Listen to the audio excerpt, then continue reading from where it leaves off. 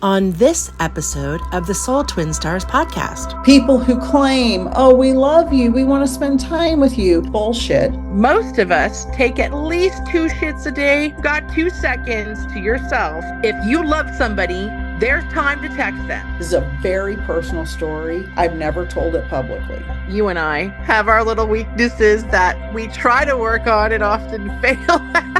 Like everybody else. God fucking forbid you tell the truth about a narcissist. Hi, I'm Lady Shadowe, a witch with much to share, stirring the cauldron with magical self-care. Hi, I'm Peaceful Nik, a medium divine. I chat with the dead and interpret every sign. We are Soul Twin Stars, best friends through it all. From spells to healing, we're answering the call. From moon cycles to menopause and making peace with the dead. We aren't afraid to talk about what's rarely said. So tune in each week to get raw, real, and wise. Let's talk about a spiritual life with absolutely no disguise. Welcome to the Soul Twin Stars podcast, Uninhibited Spirituality. Peaceful Nik and Lady Shadowe here. We would like to first and foremost thank our sponsors for this episode. Thank you to Beans and Buttercream Bakery. Delicious homemade treats shipped anywhere. Call 417-973-2352. And Abernathy Photography, based in southwestern Kentucky, a professional and stellar company providing drone photography in both local and destination weddings. Visit abernathyphotography.com. Author Mary Ray's self-reflection workbook on conquering shame and guilt, Tell the Devil to Go to Hell, an interactive memoir, is available on Amazon.com. Craving delicious Italian cuisine? You can find it right here in Westchester County, New York at Fino Restaurant. That's Fino Restaurant at One Baltic Place in Croton-on-Hudson, New York. All of our sponsors are linked up on our Soul Twin Stars podcast Facebook page, and we thank them for making this podcast possible. And now, back to our episode. Welcome back to the Soul Twin Stars podcast. It's going to get juicy because you all are going to hear about Nik and I's triggers, weaknesses, sensitivities. We're laying it all out as I ride in on my Briar unicorn and Nik rides in on her Crow! Her black crow. I'm riding in on my black crow, who was gifted to me by a wonderful mentee of my annual mentee program. And she sent me a beautiful black crow. And that's what I'm riding in on tonight. And she's snuggling with it right now because we are on a video chat recording this. And when we soon move to the video platform here in a few weeks, you will all get to see every time when we snuggle with something on the podcast. Now, we don't know if this is necessarily going to be a good thing or a bad thing, but we're going to find out. You keep that unicorn in its stall. Oh, I've got plenty of stalls, baby. I want to talk about a divine moment that's way off the subject of anything we've ever talked about, I think, on this podcast. Ooh, give it to us. Well, it's something you have no interest in, Lady Shadowe. But it's something now, how would you know that? You'll know. You'll see. Something I am extremely interested in. Oh, hold on. Let me guess. Is it sports related? Yes. That's the only thing I'm not interested in is sports and fucking gardening. But I do it anyway. I know. You're always telling me you got to grow this or grow that. My 49ers, who I love so much. Now, don't judge me. You got to have never. something fun to follow in this day and age. They won again this week, and I'm so excited. They played the Falcons, and half their team is hurt. They haven't had a starting quarterback for weeks. Half their defense is out, half their offense is out, and they keep finding ways to win. And it just makes me so happy. And they have grit, they have moxie, they have teamwork. They really care about each other and care about winning. And I think that's a quality more people should have in their friendships and relationships. Find a way to make it work. I love the resilience. You just said there was all this, jigsaw puzzling of teams and teammates and movements and injuries. Sports. And if you can still make things work, it's like when I lose an actor, I have to let someone go at a very crucial point, and I've got to get a fill-in. Sometimes the fill-in who has not been in those rooms rehearsing for 6 weeks, but only 6 days, makes the show. Yeah. A So fill-in, I not a love that. felon. A fill-in, not a felon. Fill-in. I know, not a felon. Oh my gosh, did I say felon? No, no, no, no, no. I'm just clarifying for the audience. No felons here. We kicked them all off of our couch a few weeks ago. What do you have any good divine moments you want to share this week, Lady Shadowe?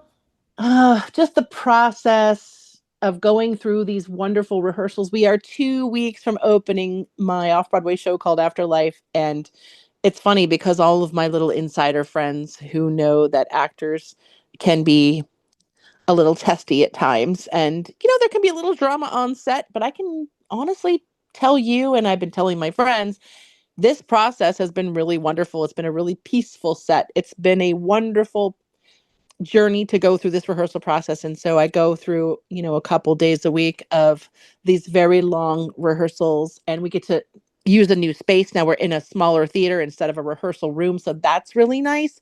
But the divine moment is that this is actually a divine process working on the show. And I think it's the subject matter, it's spiritual, working on the sound cues that are magical, and bringing everyone together with a really positive, death happy, death okay, death positive message is, I think, going to be really comforting for audiences and for the actors who are working on this. So that's my divine moment, just being in the divine moments of so many moments. I cannot wait to see this play come to the stage. It is going to be so incredible. First of all, because you and I have been talking about spiritual stuff for over 30 years, and it's about the death and dying process or the afterlife process and figuring out, am I dead? Am I alive? Where the hell am I? I cannot wait to see it. I've read the script, which is amazing, but I cannot wait to see it in action. It is going to be so incredible. And let the audience know, by the way, this is a show, yeah, about transition more than anything, and about smooth transitions and loving transitions. And it's okay to have your fears, but it's also pertinent that you let those fears go in these moments of transition, whether you're going through something in life still alive, or whether we have to let go at that time and or watch somebody else let go. But anyone can view the show. We're going to have a live stream of it, and you can go to hcptickets.com and you can purchase a live stream ticket for $35, and you can, for one ticket, sit around with your family and watch it live in New York happen, unfold on the stage right in front of your eyes live. And so, no excuse. If you can't make it to New York, you can just tune it in on your TV. I love it. And you know what COVID taught all of us is that we can all be engaged in all of these wonderful things from across the world. I remember when we were little kids, and the dream was, and you see it on TV and in cartoons, having a video phone. Remember that? It's Yes. like, and now every single day, that's what I do all day long with my readings. I'm on Zoom, or I travel to, different cities and do readings, but I'm on Zoom a lot of the time. It's a video phone. I can pick up my cell phone and video chat anyone with an iPhone. Um, sorry, Android users, but but it's amazing and incredible that, yes, there are no excuses for anyone who says, I can't participate in your wonderful event because I live too far and I don't have the time. Well, guess what, people? There are no more excuses. Now everything is streaming, including the Afterlife play by the wonderful Lady Shadowe. Thank you. So instead of watching Netflix that night, tune in and support some actual theater, boutique, family owned, one of a kind, all original material theater. And that is super special because, again, we don't want the performing arts to die in the live venues with this Oh, new technology, right?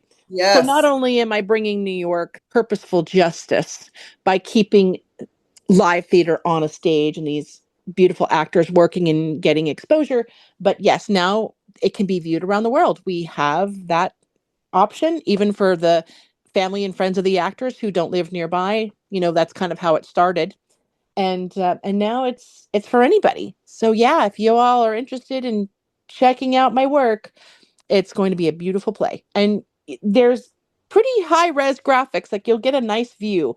I usually video from the second or third row, and you'll get a pretty clear show. So And you know what? This subject brings up one of my triggers because tonight we're going to talk about triggers. We're going to talk about weaknesses. We're going to be real raw and real vulnerable tonight. And one of my triggers is people who are low effort family members, people who claim, oh, we love you. We want to spend time with you. We want to participate in your life. All of this bullshit. And they do nothing, make no effort to do that.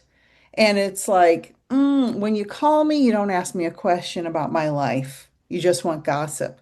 When you call me, you try to give me a guilt trip about this, that, or the other. Well, now, guess what? Don't call me. Because, here, it's like, and you know why, because it's not about actually showing up to support somebody's dream. It's not actually to be a part of someone's life. You know what it is? It's that curiosity.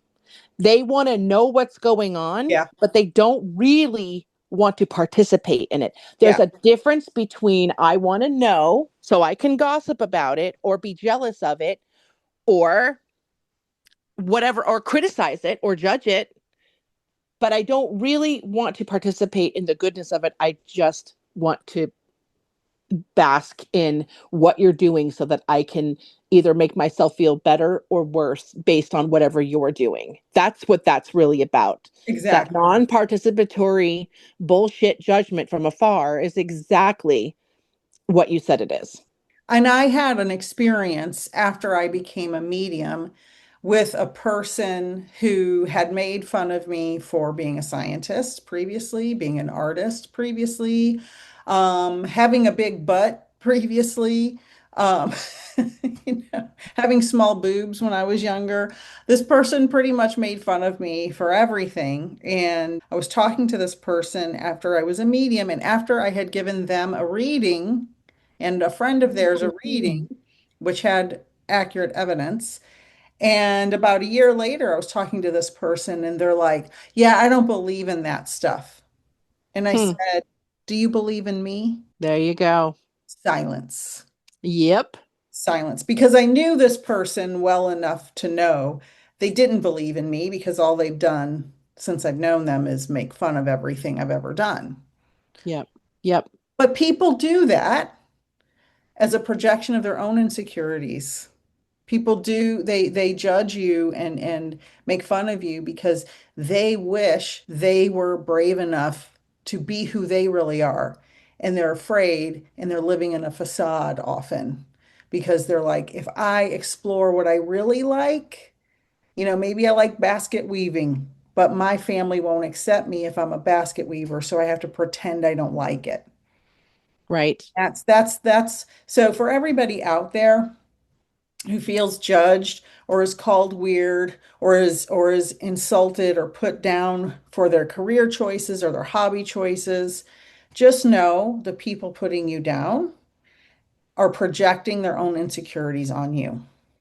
Yes. And it even goes deeper than that, Nik. The system, we talk about it all the time, is built on fear. So, how many people, what percentage of our population actually chooses their dreams and what they really want to be doing over some shit 9 to 5 vomit job, which you call it because it makes you that upset to go to it? We're not talking that every 9 to 5 job is a vomit job. We're not saying that. We're just saying the ones that make those of you Everyone I nauseous. know has vomit job. Right. But if you are nauseous waking up to go to your 8 to 5, it's a vomit job. When Or I on first Sunday night, you're just anxiety ridden and can't enjoy your Sunday. Oh, that's the worst, right? The You love worst. you love Thursday and Friday, but you're right. Sunday night is a total is theft, right? My husband, when I was dating him in the early days, he was working at an airport where he had to breathe in horrible fumes and crawl into airplane wings and fix fuselages. Yes. And he ended up despising that job because he'd already been there 10 years or something like that. But he would have such a hard time just getting out of the car if I would have to drive him to work. He'd go through all this anxiety and pacing and heart racing. I'm like, you don't have to work here. Like, you are not forced to go in there. You have choices. And no one ever told him you have a choice because he was raised that you go and do whatever you can, whatever you have to, which obviously when we're first starting out, we have to do those things. We go out into the world and we find things we don't like before we find things that we do, right? But unfortunately, in his little prison mind, he was stuck here forever, making his $17 an hour, breathing in these fumes, and with no change in sight. And also, he's not a change guy. It's tough to get him to change something around on his own accord without a lot of encouragement. So, I would see this go on, and I'm just thinking, how do we get you out of this and into doing something that you like? And it eventually happened, but the system raises us this way. And and the people in the system, which is 90% of us, raise their kids this way. So people come out and go, okay, yeah, I'm going to go to college, but I don't know what I really want to do. Or they'll get a degree and spend 6 years working on something and then decide, oh, I hate this. No way. And now you've just invested 6 years of time, money, and energy into something that you hate, right? Perfect example, a quick one. I had known this woman who was going to school for psychology, and she was already 32 and she wanted to get her doctorate. So she was already, putting in hours at the university, counseling people on the side, doing the whole thing. And then she got to the final, the end where they were adding up all of her hours and she had to write her dissertation and all of this. And she said, you know what? And this is before COVID. I want to go into epidemiology. I don't want to do this. I don't want to listen to people's problems all day. She decides to switch majors and get a degree in biology and epidemiology, right? Well, by the time she finished that degree, now she was 38. You're not going to believe this. She went through all of that schooling to find her thing and then got married, had a kid. The kid was 2, lovely little daughter. And she was diagnosed with melanoma and died a year later. Oh my God. So she put all of this time into school, thinking, I have all these years to figure it out. Never really fully got to immerse herself in the career choice that she wanted. She did marry the guy of her dreams. She did have her baby, which was great, but then just up and died. And there wasn't even any visible melanoma. It was all underneath the skin in her back. Oh, wow. Crazy, right?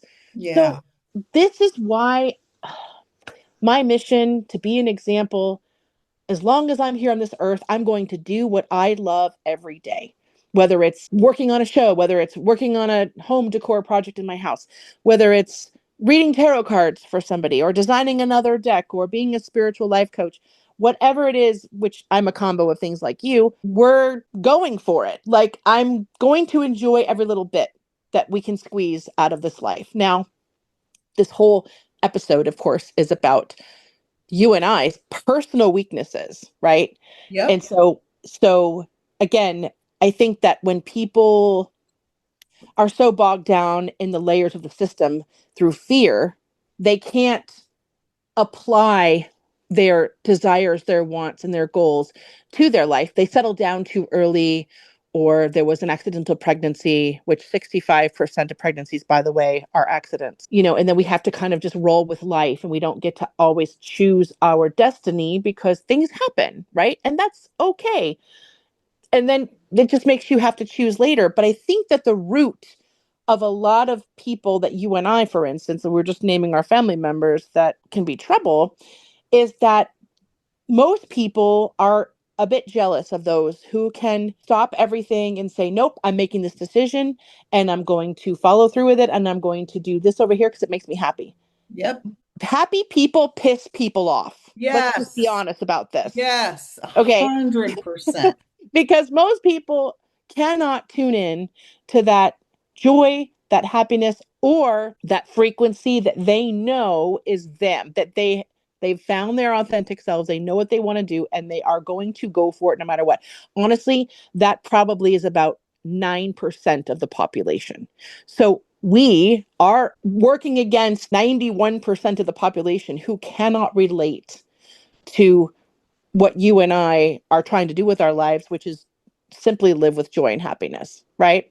Right. So we get a lot of shit from people because of the gossip, the jealousy, the wanting to know what we're doing, but not wanting to care enough about it. Yes. Yes. Right. Yeah. So that is also my pet peeve. And one of my weaknesses while we're, rattling them off is that I become too forgiving, too invested, and I've had to work through my guilt as well when it comes to cutting people out. Right? And you have to have a pretty bad track record for me to actually do that, which has been a little loose on my side, but I have to start choosing my sanity, Yeah. more often first. So that is one of my weaknesses is I give too many fucking chances. With some people, I give too many. Exactly. With most people, I give zero chances. And it can be a weakness, but it can be a strength. I have this weird ability, and I probably talked about this on here before, to box Yep. somebody or something up in a little container and just put it on a shelf and forget about it and not Yeah. care. Maybe that's a trauma response from my childhood. My dad left us when I was a little girl. He was pretty much out of my life after I was 3 until my mom died when I was 15. And so everything was so chaotic. I think maybe it was a coping mechanism, which, probably not the healthiest coping mechanism. So Well, if it worked, did it work for you? When you have compartmentalized and put that box on the shelf, is it working for you right now today? well, it depends on what the parameters of is it working. Well, no, I mean, let's say your dad. Do you wish you had a different relationship with him, or is the compartmentalization and the shelf working in your favor because it's just too stressful? Oh, for me, okay, that's a great, great question. And I will say this, when you try multiple hundreds of times over 50 years to develop a relationship with a low effort narcissistic parent, and you just get disappointed, disappointed, disappointed, you stop caring that much about whether you have a relationship. So it's that is working for me now, but it's more of a boundary than the compartmentalization at this stage in my life. Okay, interesting. And you know what else is interesting? Because that's on my list too. So we're going to list triggers and weaknesses. Personally, we're giving you all of our hearts dumped out on the table to our dear audience today. One of my triggers is narcissists, because you just mentioned a narcissist, right? But what's fascinating is that two things about narcissists. One of them is highlighted in my current play, is there's a line where one of the characters who are a narcissist is trying to figure out his afterlife. And he's like, you know what? Just take me to hell. I don't care. His dad meets him in the afterlife. And he says, do you know why narcissists live longer than most people? And he says, because we don't give a fuck about anyone. So not giving a fuck keeps us more stress free. Yes, so narcissists and they free themselves of consequences, and they just do whatever the hell they want. So it's true, the bigger the asshole, the longer they live for some reason. But the other side to that We is, see that in the news every day now. yes, yes, but the other side of this, you'd think that because we can't be friends with a narcissist or be part of a family unit, where there is narcissism, right? You'd think that these people would spend a lot of time alone, that these narcissists would have a lonely life, and that they would crave to be forgiven and fix their shit and come back. But guess what? These people have followers and friends and family members that are just okay with them being narcissists. And that's the interesting thing, is that they will choose to be around certain people. They will choose another life. They will choose other people over you, because I guess apparently those people will enable the narcissism and we will not. But it just sucks when you think about it, because it's like, well, they're choosing someone to have in their life. They're putting someone priority in their life. They're loving somebody as much as they can love as a narcissist, right? It's just not us. I So know. that's the other part that enrages me. I can explain that. The reason narcissists do that is there's a bunch of different reasons, and I don't want to go on a whole tirade about it, but essentially, family members who ostracize the scapegoat, and you and I are both the scapegoat or black sheep of our family, okay? Narcissistic families don't like truth tellers. They bring close to them the people who they can convince that they are correct, who people who are agreeable, siblings who are agreeable, children who are agreeable, spouses who are agreeable. So they ostracize the truth teller because God fucking forbid you tell the truth about a narcissist. A narcissist, everybody in public loves a narcissist. Oh, they're so nice. I can't believe they murdered their wife. Huh, that's so weird. Because the nicer they are in public, the crazier they are at home. And so it's this whole dysfunctional, toxic dynamic of I'm the nice guy, I'm the good guy, or girl, woman, whatever. I'm just using that as an example. But behind the scenes, they are so dangerous and so manipulative, and they only draw close to them the people who they can manipulate and push away anybody who tells the truth. And I'm going to tell a story about this. This is a very personal story. I've never told it publicly. After my mom died, I had seen my dad twice in 12 or 13 years. Okay. So he was virtually a stranger to me. Um, we, my mom died in 86, immediately moved in with my dad from Missouri to San Francisco. We're sitting at the table a couple months after I lived there. And my stepsisters did not know that my father was physically violent, horribly physically violent towards my mother, and that I had witnessed it as a child and seen and heard horrific things. He was never that way to his new wife or to these kids. He did spank them with paddles all the time. I'm sure that didn't affect them at all. But but Oy. but we're sitting at dinner, nice family dinner, this fantasy perfect dinner that we're sitting in our house. And I just brought it up at the dinner table because I had told my stepsisters, I said, why does dad not hit your mom, but he used to beat my mom? And they didn't believe me, of course, because Hold on. How old were you? I was 15, right after my mom died. Yeah. And the jaw on my dad's chin hit the damn table. Couldn't believe it because it was a secret. It was his secret. And I'm like, you can say whatever you want. I remember it vividly. I can give you details of everything that happened. And he didn't want them to know. And I wasn't telling on him. I just was really curious. Why was he so different with my mom versus your mom?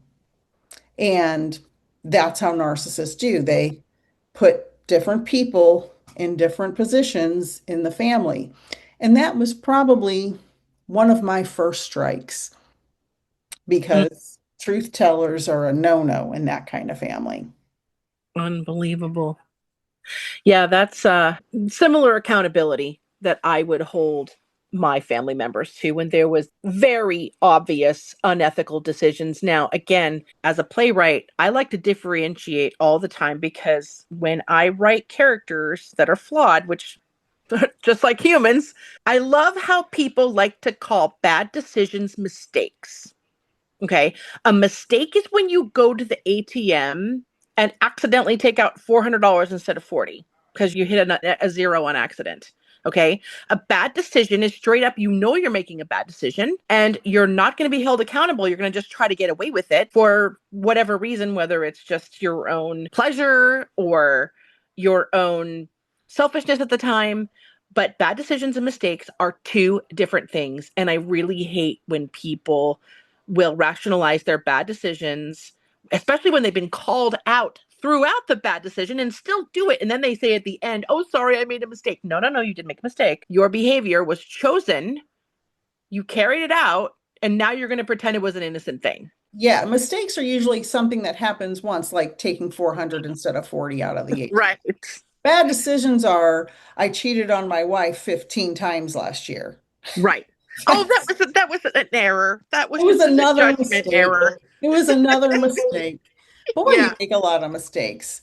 Yeah. Yes, Yeah. I agree. That's a huge, huge problem. And people but the underlying problem is, and it makes me cry, the victims of these bad decisions are people who were in families where bad decisions were made. And so they're used to this behavior and they get in relationships and they don't recognize it. That happened to me. I came from, obviously, you've just heard a story I never told before. That's one teeny tiny bit of my childhood. That's the least pain of my childhood, that story. And so I got in relationships where I didn't recognize. Thank God I've never been physically abused by anyone ever, like in a relationship, I mean. Um, but I didn't know, and I'm sure this is very common and many people listening will understand this. I didn't know in romantic relationships many times that there was emotional abuse happening and things like that. But on the other side of the story, the romantic partners also came from toxic families. And so they saw that behavior. So they modeled the behavior. So if the toxic behavior and abuse continues and gets worse, that's a big problem. But if both people realize I came from a real messed up background, I didn't know saying these things was abusive. I want to change that. Now, that's a totally different story than somebody who continuously gets more and more and more abusive over time. If somebody takes accountability and recognizes what they did and apologizes and sincerely makes the effort to make changes because they didn't recognize their toxic behavior because they learned it, that's different.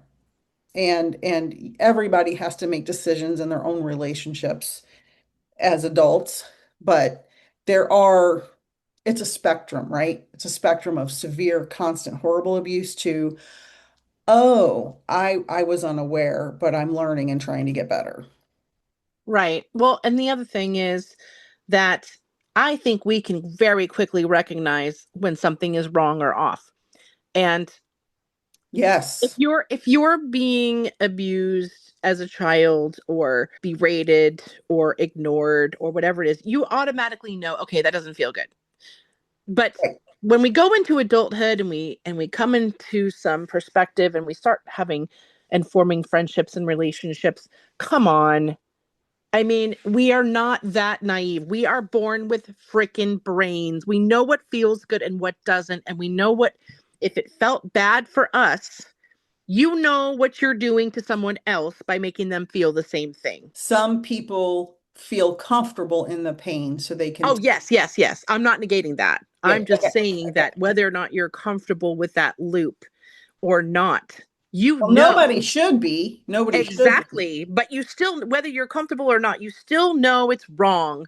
There are so many cues your body gives you. Yeah. And if you are not receiving any signal to your brain that this is uncomfortable or wrong, or it feels weird, or it feels off, then we have a very deeper problem here. Yeah, disassociation. Right. People in severe abuse. This happened to me because, I've been to therapy a lot. Right. Because of the SA I experienced as a child for many years, Yep. I learned to disassociate from my body. Yep. Yep. And that You is had to survive. it's a Right. very big problem, But you right? weren't going out and forcing someone else to disassociate. You were working No, through your own pain, right, right. So there's a difference between what you had to do to survive and then later go through life and recognize it than you inflicting that on somebody else. What are your other two triggers? We each kind of like had we named a couple of triggers like that really piss us off in life and that make us go to a lesser place than we should. Well, What are your other two? we're talking about two of the big ones, Narcissism. harm Yeah. against others, and misogyny and sexual abuse, SA. Yeah. But my third one that we haven't mentioned is staying neutral in situations of oppression. And this actually goes to including the family situations we were talking about. There are members of families that want to stay neutral, or people Yes. who want to stay neutral politically, Yep. Don't rock the which boat. which makes me so angry, especially now, especially in this day when the Right. sitting president tore down half the White House to put his $200 million ballroom in today. Disgusting. Ugh, don't even get me Meanwhile, started. people don't have insurance coverage. Women can't get medical care for ectopic pregnancies, et cetera, et cetera. Immigrants are being detained. 8-year-olds are being zip tied. I could go on just for hours with a list. And people who stay neutral in families when someone is being abused or oppressed, or in society, it makes my brain explode a million times a second. Agreed. I can't stand when I am the first to step in to a family member situation and fully call out injustices, gossip, poison pen, and I will say, hey, knock it off. I'm not going to be a witness to this. But like, never does that happen for me. Never does someone else fucking step in and say, hey, LS is doing really well with her life and she does not deserve any criticism. You don't pay her bills. You're not her therapist. She doesn't put her drama in your lap. I am a fully functioning adult who takes care of my shit. And very rarely has anyone stepped in on my behalf to say, hey, let's knock this shit off. Let's not talk shit about something because we're bored or jealous. So I will always call it out. You will always call it out. But yeah, people who innocently bystand and just think that they're being neutral when you're really not, because being neutral is still a state of mind. It's still a state of being. It's still an action, right? The, And so what actions you choose shows who you are. the quote that I have put on 2 shirts now because I wore the first one till it fell apart and I had another one made is being neutral in situations of injustice, you are siding with the oppressor. That's right. And That's right. I You can believe speak up. that You have a mouth. I believe that wholeheartedly. Now, this comes to one of my weaknesses. My weakness used to be really bad. I would just say anything at any time to anyone, maybe not at the appropriate times, right? But that was another coping mechanism. If I don't say it now, no, because nobody in my life fucking protected me from any harm ever. It's amazing I survived, and it just makes me so upset until later in my marriage when I realized, oh, my husband can protect me from all this shit, and he does a really good job now after all the therapy we've been through. But no one would protect me, so I had to protect myself. So I had to constantly say whatever was on my mind. And now I know, okay, hold on. I don't need to go on Facebook and write 12 paragraphs about how much I hate this person in politics because I realized people who support one side of politics are never, ever, ever going to care what I write on Facebook or say to them at the grocery store. They're not going to change their mind. It's like trying to change someone's religious belief. Same thing. You can say anything, you can show them evidence, you can show black and white. This is what it says in the Bible in Leviticus. It doesn't say being gay is bad, right? They're not, they're not ever going to change their viewpoint. So now I don't waste my energy trying to convince people that their belief is different than mine, but I think mine is right. Yeah, I'm not I hear feeling, you.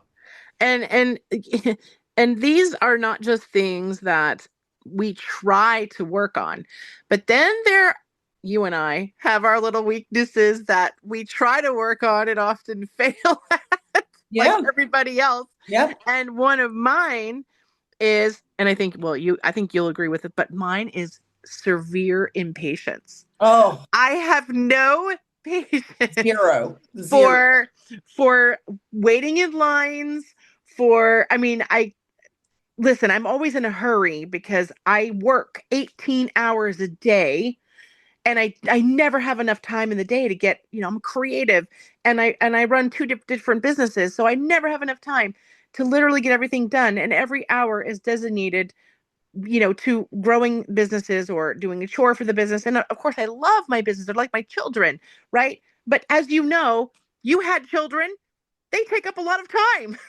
It's a Mhm. 24-hour job, right? And Mhm. so every minute counts. And it's just like impatience across the board for me. With There's a great video that I think of with me and my husband and my patience problems because I'm just as severely impatient as you. And maybe I'm ADHD or autistically ADHD or something. I'm undiagnosed, but I would bet I'm somewhere on that spectrum.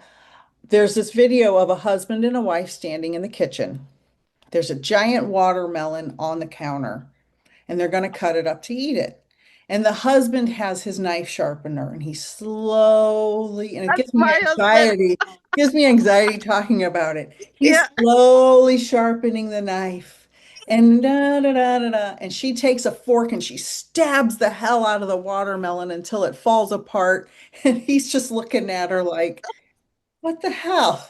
That's me, 100%. And my husband, most patient person I've ever met, how he got that my patient. husband my husband will go shopping with me, and he'll just walk around, look at things, and sit on a chair and play with his phone and the dog, and he's just like, or we'll go to the mall and he'll just be like, I'll sit in the mall. He never ever says to me, come on, we gotta go. Nope, he will sit and wait for me for hours. It's adorable. And me, I can't do it. I don't know how No, he does it. oh my God, no, no patience. That is Oh my one of my god. biggest weaknesses is Oh, me my too. youngest son, who is also a fire sign. I'm a Sag Aries, and he's an Aries. And boy, we butt heads on the patience because he's like, you're so impatient, Mom. I'm like, get it done faster. Because boys are notoriously taking their time, Yeah, yeah, compared to their exactly. moms. Oh my gosh. Yeah, impatience. And oh, what's my last big one here? Um, I tend to have very high expectations of people. And Yes. that goes along with my trigger of shitty friends. People who Yep. make promises they can't keep, people who don't regularly communicate. Let me just remind everyone that most of us take at least two shits a day, maybe one long one, 2 shits a day. Okay. So you're sitting, no one's going into the bathroom, I'm sorry, with nothing to read or a phone in their hand. Exactly. You are going in there with your phone. You are going there with a magazine. You're going in there with something. And if you've got 2 seconds to yourself to look at your phone, if you love somebody, there's time to text them. There's time to send them a little emoji. There's time to pop on their Facebook and say, hey, what's going on? A messenger or some form of communication.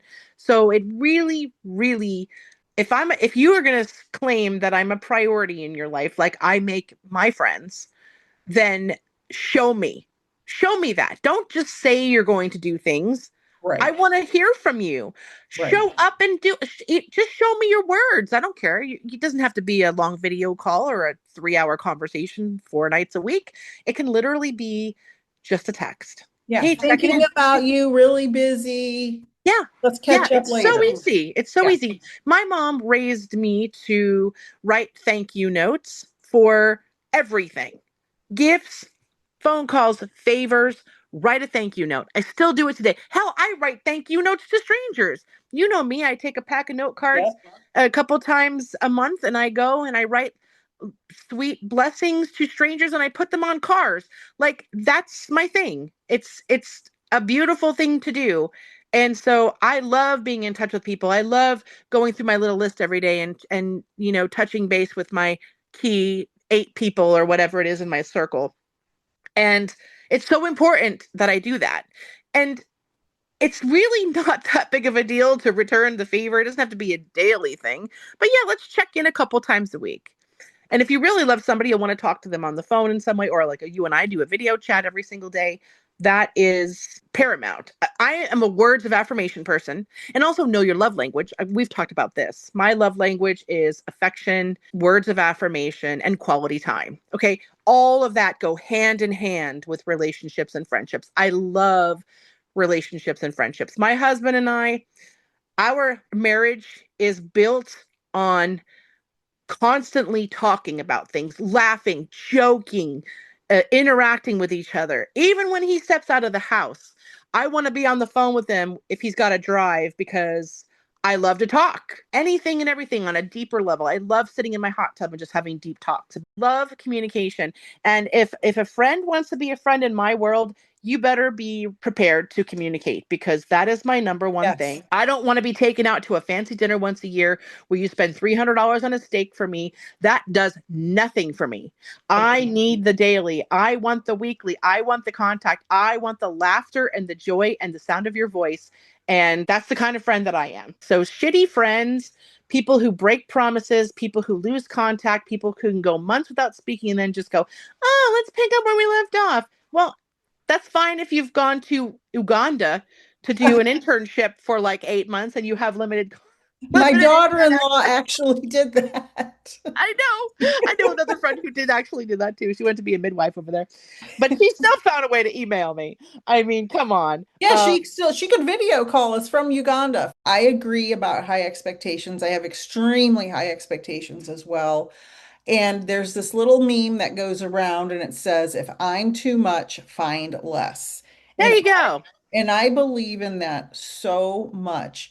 Now, obviously, there's circumstances, blah, blah, blah, but we all should make the effort in our friendships, in our relationships. I had conversations with a couple of people over the last couple of years who said, well, you should ask me questions about this type of thing or that type of thing, and I'm interested in this or that. And I said, are you interested in asking me any questions about anything about my life? Right. Like you're giving me a list of things I need to ask you about, but are you concerned at all about me?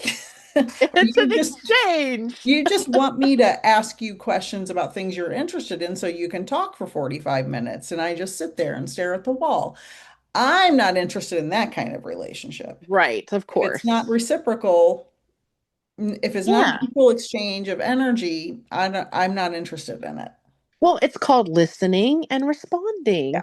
Listening and responding, laughing, joking, creating moments where it's a nice back, obviously it's a nice back and forth. And plus, you're super educated. I'm a damn writer for a living, so I have to write two sides to every story.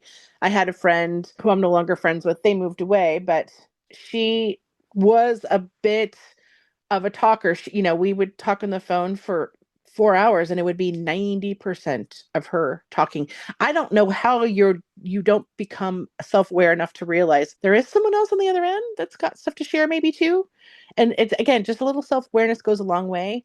But please, everybody, be the best friend that you can be to the people you love. Just stop, listen, share, check in more because yeah, I mean, my priorities are the people that want to invest in the small amount of daily words that are exchanged are going to get my time. That's just how it goes. I Yeah. like affection. I get turned on in relationships by deep conversations. Like Yes, yes, yes. I have no patience for small talk, patience for superficiality in any Yep. way. Yep. If you're as deep as a thimble, I don't want anything to do with you. And for those of you who are younger, a thimble is something the size of the end of your pinky finger. You call it a Barbie shot glass A Barbie shot glass, exactly. or a Cabbage Patch size shot glass. Yeah. Nobody knows what a Cabbage Patch kid is either, I guess, around that. I No, like depth from here to the Andromeda Galaxy into agreed. the ocean. I I want to just, dig through your stardust, baby. exactly. I want to know people at the soul level. And it's more intense since I've become a medium. Yes. And it's, reading people always, I guess I kind of like to see, I'm reading someone's energy. Am I right? Are they being honest? Like I'm not trying to do it on purpose. It's just kind of a gauge when I talk to people. And most people are very shallow and superficial that, it's hard to find somebody that to relate with deeply on, Yeah. you know, I am a medium and a scientist. She's a medium-sized medium. I'm a mid-sized woman. Well, speaking of size, let's do a body image check-in because we have struggled with that our whole life in different ways at different times of our lives. And Yeah. let's go there really quick. Well, I'll start because I know you have a whole bunch of stuff that you're going through right now, working through. I was a very thin person, was very athletic my whole life. I was just naturally in shape, I guess. I don't know. I wasn't really trying that hard. It was just I had a good metabolism. Um, I was the girl everybody hated because I could lose 10 pounds in a weekend just by cutting back on, half a meal instead of a full meal. It was super easy for me to lose weight when I was younger. And I got pregnant with my first son and was so sick for 4 months, 24 hours a day, throwing up constantly. I lost 10 pounds while I was pregnant, which is very dangerous. And then I found a nodule on my neck, and it's a thyroid goiter or tumor or nodule, whatever. It's not cancer. They've tested it, but I gained 60 pounds in 4 months in the end of my pregnancy. I was not eating anymore. I was not doing anything to gain that weight.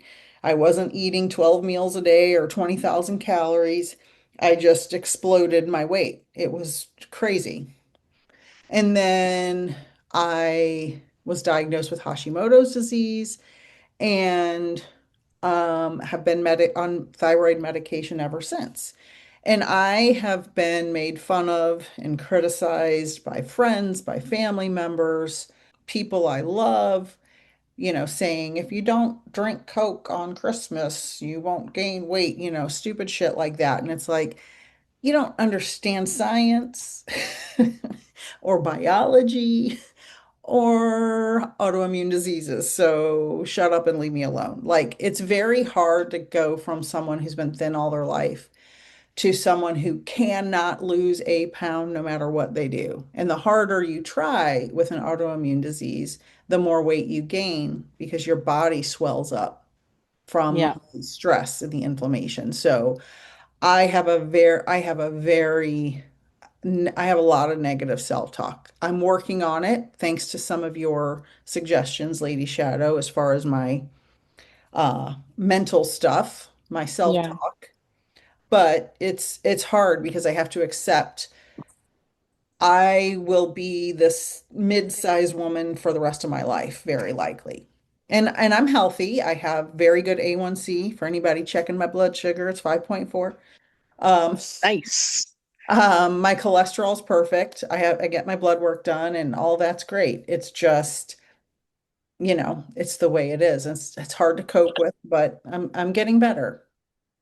Yeah, yeah. And also, at this time of our lives, I mean, we're not necessarily out to win beauty pageants or, Well, we you both know. won a beauty pageant, so that's not a problem. And Yeah. nobody can see us, so we can pretend that it's real. Well, everybody knows what we look like at this point, I'm sure, because we're all over YouTube and Spotify and God knows where else, Facebook. But yeah, no, and same with me. I've been up and down all of my life. Food has been my one kind of weakness because it's been my celebratory addiction where I don't eat because I'm stressed. I only eat when I'm celebrating, feeling good. But that's like 90% of the time. I'm one of those happy-go-lucky people, right? So it's like, oh, another reason to celebrate. I feel great. But then, of course, when you overindulge or I take in too many carbs, I get the aches and pains, I get the inflammation Oh immediately. yeah. And so The gluten yeah. Yes, gluten is yes. notorious for that. And I just want to say before you finish, I am not a celebratory eater or a stress eater. I measure everything I eat every day and I know exactly how many calories I take in and I'm not a muncher or a chip eater or anything like that. Just FYI. Yeah, I'm not a snacker at all. I never have junk food in my house either. I don't have chips, cookies. I don't keep any of that. If I'm going to go out and indulge, I'm going to get like a little serving of it and then eat it then and there. And it doesn't sit in my house at all. But in 2019, I lost about 85 pounds, doing ice skating again and keto. And I maintained that weight loss until I went through menopause last year. And when all periods stopped and finally the hot flushes have gone away, well, now I'm left with whatever hormones are kind of trickling down into my system and making it much harder to keep weight off and get weight off. So I have had to revamp a little bit, restart, go back into some fasting, go back into some serious keto. We're talking clean keto, not like bacon cheeseburgers every day for dinner. We're talking avocados and eggs and vegetables, and pretty much all I eat is meat, avocado, eggs, and vegetables, repeat. But now that I'm fat adapted, I've been doing this for almost 2 months again. I am feeling so much better and getting everything back on track. I even feel like my hormones are balancing out. I'm reinventing my relationship with my husband. Like every couple of years, we go through a new hotness for each other. We find some cute little way to desire each other in a different way, and it's really fun to, like Madonna reinvents herself, we reinvent our relationship because it's 20 years old, and so we find fun ways. And so right now I'm in one of those good places where I'm loving on my curves and I'm sending love to all of my little curvy places as they slowly reduce, and just getting used to looking at my body and being okay with it. And as it changes, as it does its thing, as I give it love and nutrition, and you and I take very high end vitamins. That's another thing I think that keeps us super healthy. So all of those things. So right now I'm feeling good. It's only going to get better, but I think that it's a daily thing. You have to wake up and once again choose your words, choose your thoughts carefully. But like you and I, sometimes life gets the best of us and we're not perfect either. We have our struggles, we have our weaknesses, we have our triggers like everyone else, and it is what it is. And yeah, so we hope that we have helped everyone kind of get real and honest today about being a human, being a woman, being a person on this planet and what that entails. It's a struggle for all of us. We are not millionaires.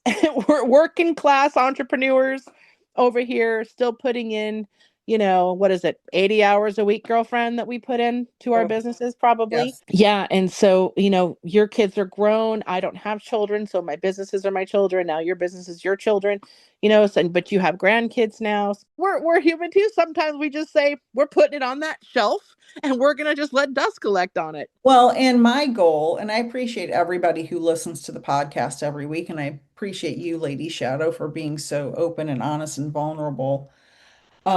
My goal in my business is to help people see that no matter what type of background you come from, no matter how bad things have been, we can always get to a different, better place. It may take 50 years, but we have to keep in mind that one tiny change every day, like starting with gratitude in the morning, start with gratitude in the morning, can help change our perspective and see that we deserve more than what we're going through. We can make our life better.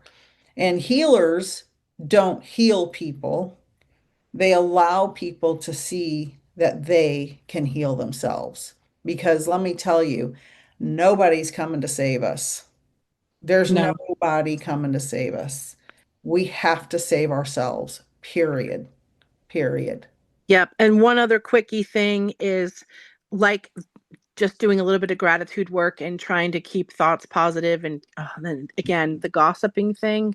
Gossip is so bad on your soul because it's so negative, and it in the end those thoughts just come back to your own self-criticism, whoever you're criticizing. Yep. But to channel that energy not into the freaking TV, but into some kind of wonderful hobby. Like I have two main hobbies, horseback riding and ice skating. And if I could do those things every single night of my life, I would be doing them because they bring me so much joy. So find something, anything, a little hobby, needlepoint, painting by numbers, meditating. You can play with toys. You can make doll clothes, make Play-Doh sculptures. There's so many things that we can channel our energy into that make us feel good. Find something that you can engage with outside of just work, wherever that sanctuary is in your mind. Try to find that. I agree. And I actually did that a couple of nights ago for the last like 3 nights in a row. I was really upset about the news and just, the world. And I set my phone down. I told my husband, I said, if you see me pick up my phone, tell me to put my phone down.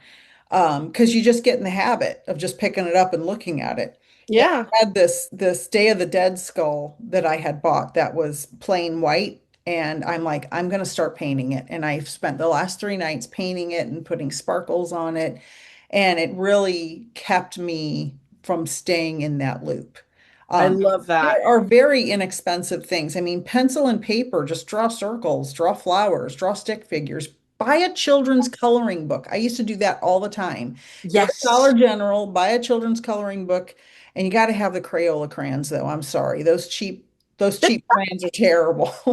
Agreed. Get some, you can get the Crayola crayons at the Dollar Tree now. Get Yes, them there. for $1.25 now. You Paint a can wall a different color. Like, that exactly is very relaxing. Yeah. anything to get your mind to relax and do something different. It will change the world, not to mention meditation and, all the tips and tricks we always say. And I'm just so happy. Thank you guys for listening.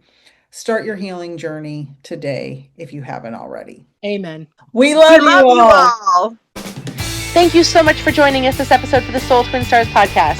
Find us on our podcast Facebook page for Magical Mondays live at 8:30 p.m. Eastern, where we will help you magically slay your weekdays, and for awesome giveaways. For more information about what other spiritual things Nik and I do and offer, visit peacefulnikthemedium.com. That's Nik with just a K. Or to connect with me, Lady Shadowe, soulsandspirits.com is the place to go. If you want to be a guest on one of our shows, we would absolutely love that. Contact us. at soultwinstars@gmail.com. See you next Friday. I'm on Spotify, Amazon Music, iHeartRadio, Apple Music, Facebook, and on YouTube. Sending you all so many blessings. Thank you so much for joining us, and until next time, know that you are all cherished.